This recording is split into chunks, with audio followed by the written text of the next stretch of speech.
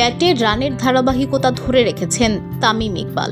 চট্টগ্রামের হয়ে জাতীয় লিগে নিজের তৃতীয় ম্যাচেও সেঞ্চুরির খুব কাছে গিয়েও ফিরতে হয়েছে তার। নার্ভাস 90-তে তামিমের ফেরার ম্যাচে জয় পায়নি তার দলও। বড় পুঁজি গড়েও বরিশালের কাছে হার দেখল তারা। দিনের অপর ম্যাচে নিজেদের প্রথম জয়ের দেখা পেয়েছে সিলেট। এছাড়াও জয়ের ধারাবাহিকতা ধরে রেখেছে ঢাকা মেট্রো ও রংপুর। সিলেট আন্তর্জাতিক ক্রিকেট স্টেডিয়ামে বিকেলের ম্যাচে আগে ব্যাটিং করে 7 উইকেটে 182 রান তোলে চট্টগ্রাম।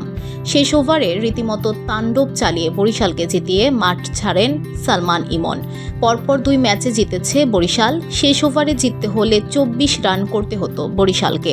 চট্টগ্রামের বোলার ইরফান হোসেনের ওভার থেকে 27 রান তুলে জয় নিশ্চিত করে ম্যাচ সেরা হন সালমান ইমন।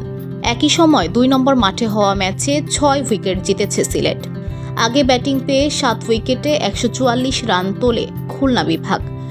রান তাড়ায় সিলেটের দাপটে শুরু আসে জিসান আলমের ব্যাটে। 9 বল বাকি রেখেই জয়ের দেখা পায় সিলেট। 48 বলে 4-4 ও 6 ছক্কায় 73 রান তুলে ম্যাচ সেরা হন জিসান। সকালে হওয়া ম্যাচে নিজেদের চতুর্থ জয়ের দেখা পেয়েছে ঢাকা মেট্রো। আগে ব্যাটিং করে 7 উইকেট 190 রান তোলে তারা। জবাবে 171 রান পর্যন্ত উঠতে পারে ঢাকা বিভাগ। 19 রানের জয় পায় ঢাকা মেট্রো। 69 রানের ইনিংসে ম্যাচ সেরা হন মোহাম্মদ নাইম। একই সময় হওয়া অপর ম্যাচে 7 উইকেটে জিতেছে রংপুর। আগে ব্যাটিং করে স্কোরবোর্ডে 189 রান তোলে রাজশাহী। রান তাড়ায় 2 ওভার বাকি রেখেই জয় নিশ্চিত করে রংপুর। 3 উইকেট ও 25 রানে ম্যাচ সেরা হন Chowdhury Rizwan. VOD Bangla news desk.